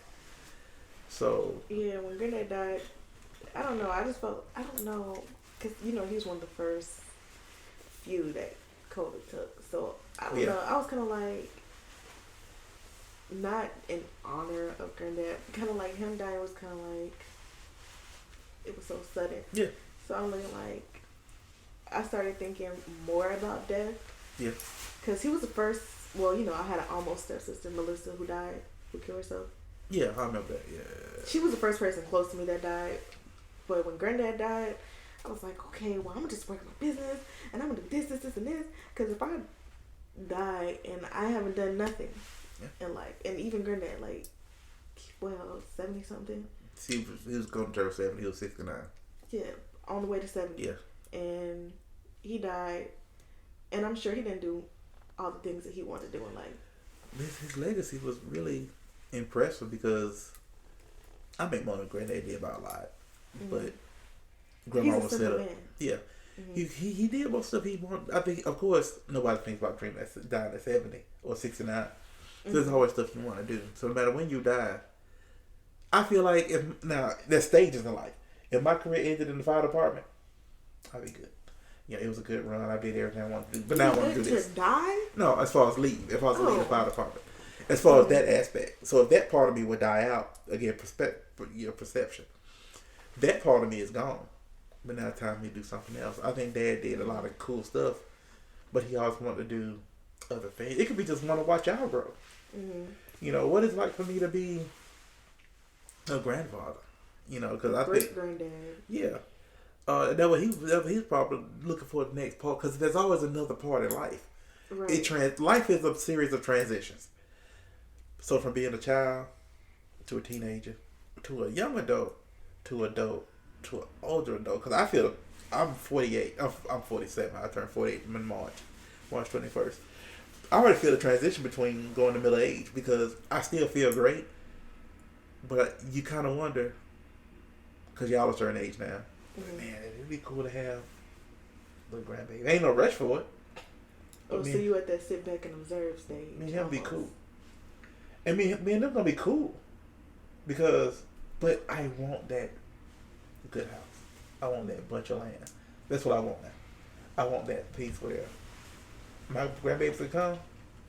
We chilling. Because I'm from a family of great dudes. Mm-hmm. My grandfather was amazing. Mm-hmm. My grandmother is tremendous. And just because I spent the summers with him, man, just to get in my grandfather's truck, I can smell it to this day. Just the way it was, the rusted metal, the sweat a little bit because he always worked hard. The aluminum, he worked at an aluminum factory. Mm-hmm. Just to go in there and just drive with Granddad, to roll with him, to go, because my grandfather was always, he got gone. He drove around his shed, his he's a tool around the house, mess with, have a little garden, whatever. Mm-hmm. That's cool. And what kind of burnt me, what kind of was painful enough for me with Isaiah, because Dad was at a certain point, he really just totally fell into being a granddad now. So when Isaiah came around, I never seen him dote as much as a boy like he did Isaiah. Mm-hmm. Maybe because it's been so long since there was a baby. Mm-hmm. And he totally was. Before you talking about do that, and I hate that Isaiah gonna have a memory of his granddaddy.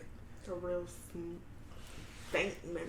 Yeah, I mean, because he died right because Isaiah was 3 going on 4, and when Isaiah he clicked, so he was really just moving on now to really connect with people more.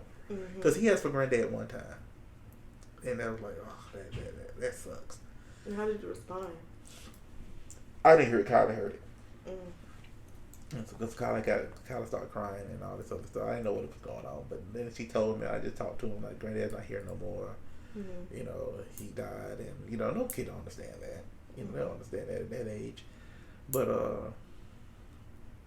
and to me getting to that point, because now you think more of when I was this age, Dad was this.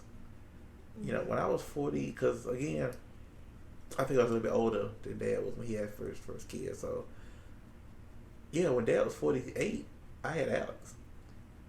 Oh wow. Because he was 50 when Xana was born. Because he was born 1950, she was born 2000. Oh wow. So when you think of like that, you go like, wow, that's nuts. To be a granddad at your age. Yeah, because I don't feel like my granddad. I mean, right. I still play basketball. I beat my boys and everything. Mm-hmm. Video games, whatever. But you know what? Granddad was good in video games. Yeah, I can see that. I wouldn't play him with one game. And I'm competitive. This one game he got, it's Doom or Unreal Tournament. Luckily, it wasn't split screen. The only game he ever played. Yeah, I mean, he was good at it because he played every day. Mm-hmm. I won't play him with that because I get embarrassed. Mm-hmm. Because, hey, they no excuse. Yeah, I would have got embarrassed. He would have just, and I don't want to hear him laugh at me. And he showed him wood. How do you? Don't want to play again? That's what it would have become. You want another try? No, man, no. I don't want to talk to you anymore. But we played basketball because I think when I was 13, because Dad is 23 years older than I am. 22, 23. He was 22 going on 23. Mm-hmm. So he was 40 something. Was he 40 something? 30 something. Early, late 30s. He beat me in basketball. I wasn't hearing that. I play hard every day to beat him. Then he stopped playing me, and you like that as a dude. Like, I got you. I do a little song. Jay don't have a chance of beating me yet. They probably won't beat me till y'all put me in the ground. Till you break your first hip. Why you gotta be like that? Old people always break their hip. But I get out that wheelchair, I still light them up. I put that wheelchair on the back leg. Right, you'll learn how to play in the wheelchair. Oh yeah, because I gotta have it. But that's just the way it is, and just seeing yourself as an older dude now. Because even in the fire department, I still got the fire. But I don't have to, because I was always part of the business stations in the county. Mm-hmm. I loved running, and I still like it, but you don't want to do it all the time no more. Mm-hmm. You go like, you get tired of going for, oh, I hurt my toe, oh, I do this. Now it's like, how you play a video game, you got the special button you use to get yourself out of something. Mm-hmm. That's why I feel like I am now. Don't call me unless it's something. Unless your insides are out. You gotta have something better be going on for you to call me. But I don't mind, 'cause I still like people. But to a certain degree, that's why I've slowed down. Because I used to didn't care about those little calls. Mm-hmm. Now you go like, man, I'd rather. And I'm alone with anyway, so I like being by myself. So I get to the station. I'm not really. I have a good time with my crew, but I'm always aloof a little bit because I've had a lot going on in my time. Right.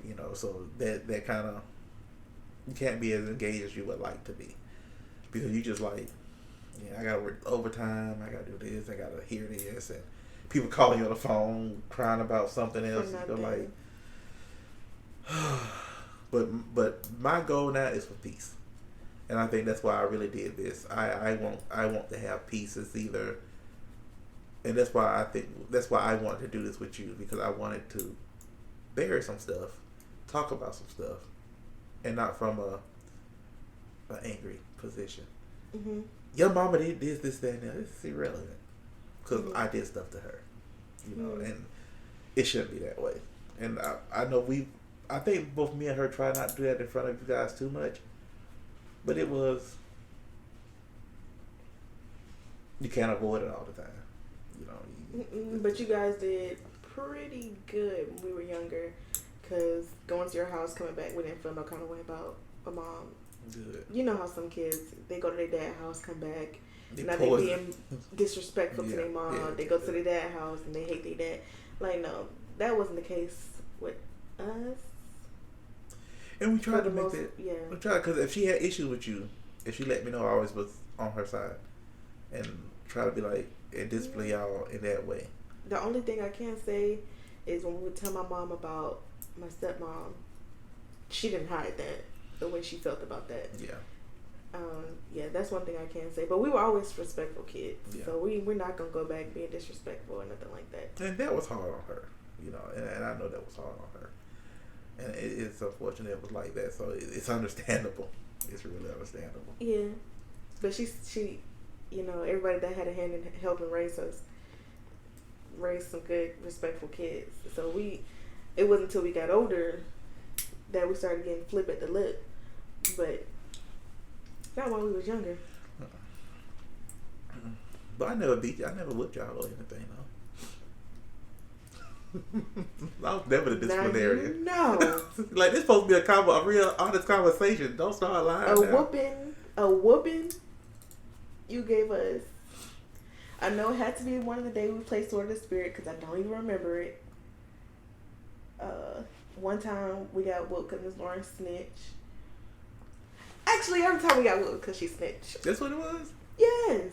Like, okay, the first time we got whooped, we was playing Sword of the Spirit. Okay, she had the right to snitch, but like... No, I caught y'all that one. She caught us too. She didn't say that. Oh. She wasn't even there. She wasn't even there. Oh, well, she caught us once. Oh, she I'm just passionate to say nothing. Because okay, so, yeah, I walked in and y'all had this big butcher knife talking about some Sword of the Spirit spinning around. And that was like... You were scared. And you scared me. The only way you could scare me. That's the only reason. That's the only reason why. But y'all were good children. I had nothing to... That's crazy. We had a good time, though. You remember the... what's that story I used to tell y'all? Not the Boogeyman. It wasn't the Boogeyman. Yeah, it was Jack the Pumpkin King. The Pumpkin King. That's what it was. It was both. Yeah. I remember. Because Alex couldn't handle it. You know, he not one for that. I remember Good Times with You. I remember our midnight snacks. You remember when we used to when I used to coach football, and I was at Dunwoody coaching the JV as my first team, and we was good, but we used to lose a lot. I used to come home and get ice cream and eat turtle ice cream with you. You remember that? Mm-hmm. It used to be waiting on me. I'd be coming home just like, man, we lost again. It was close, but we fell apart at the end. This sucks. And it used to be, your little son used to be up there with the big old eyes. I was like, you want some ice cream? He sat there with me. Everybody else was asleep. We be sending ice cream. Cause we didn't have cable or nothing, so we just watching whatever dumb stuff was on TV. Mm-hmm. And it was like, this is just stupid. But I remember those. I remember those midnight snacks because I used to stay up. I used to be a night owl when I was younger. Mm-hmm. And I just think about it. Or I remember one time, I don't know if other people had them, but like the thing that you stick onto the ceiling, and it's like a plane or something, or you can hook up a bug and it just flies around the room. I remember we had a bug, and Alex was chasing me around the house, and nobody helped me. And y'all didn't chase me like a little play chase, like y'all chased me till I cried, and I'm looking like I can't stand them. You remember when I found that dead possum in yard with Nastasha and Kayla across the street? I think so. Lincolnshire? Yeah. And you and Xana was there, and I tossed it at y'all. Y'all scattered. I had y'all running. And chased us around with a dead bird. Yeah. And I remember Bear, the dog. What happened to him? We gave him away to somebody. Why? Because the fence broke, and we couldn't keep him in the fence no more. Because the tree fell on the fence, and we couldn't keep him in. And that was just for the best thing. Oh yeah, I remember the tree fell from like 3 houses over. Yeah. And hit the fence. A long tree. And they were never gonna try to fix it, and it was just a y'all was renting? Yeah, it was rent there, so it's like, yeah, it's a wrap. Yeah, I remember the neighbors. I remember Miss Michelle came over one time. We had gotten in trouble to bring one of our dolls back. I think it was Zona's doll. She was like, "Hey, you guys left this at the house," and we like, "Sis, save us, save us." But she just came, gave us the doll, and then left. I remember watching all the scary movies. Cloverfield. I thought Alex had a stroke during Cloverfield. Because he sat in the corner and he just froze. He would drool at the mouth. He was so scared. I thought I'd have gave this boy a stroke. That's my worst fear. Kids getting hurt on my watch. I was like that as a parent. But as a parent, you don't have nobody to blame but yourself. I'm the babysitter. Yeah. If you blame me, you're going to try to fight me. And I can't fight a crying mother. I can't. I feel like that's against the law. Yeah. Well, let's try to wrap this up. I'm going to try to cut this into the episodes because we had 2 hours now. Really? Yeah. Okay, 2 hours. Well, you had a good conversation, Mama? Yes, sir. I appreciate you. Wasn't about trauma at all. Yeah, he gives a little bit about trauma. At the beginning. Yeah, then he kind of got skating around everywhere. It's the intro episode. Yeah. Now listen to this episode for listen to anything else, so you have an idea of what we talk about later when we refer back. Yeah, I'm gonna cut it up to different things to see like 10-minute episodes, 4-minute episodes, and just try to. This probably last for a good little bit because I cut it up for a long. It's 2 hours. So 2 hours and how many minutes? We had 2 hours and not 1 minute yet. All right, y'all. Thank y'all for checking us out. Hope you learned something. Hopefully we could keep growing. So, bye. Bye.